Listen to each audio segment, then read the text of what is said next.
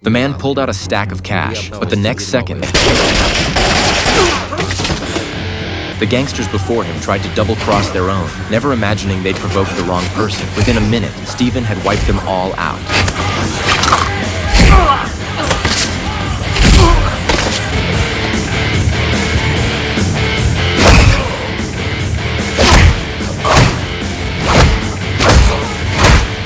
Afterward, Steven looted their entire arsenal and brought his daughter's fiancé to a pawn shop. There, he found the ring he had given his daughter. He demanded to know who had pawned it, but the shop owner responded with brazen arrogance.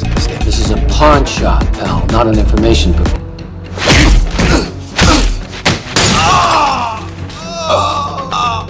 Following the pawnbroker's lead, they arrived at the apartment complex where the seller lived. Without a specific door number, Steven pulled out his submachine gun and started spraying bullets into the air.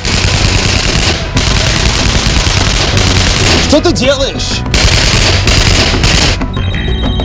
The moment they entered the building's hallway, they were ambushed by Steven. Facing his relentless, reckless assault, they fled in panic. Still, Steven managed to capture one of the henchmen. When he demanded to know who was behind it all, the man remained stubbornly silent, even going so far as to insult Steven's daughter. Idiot, дурак! Fucking nothing. I fucking loved her, Ruslan. At least I was there.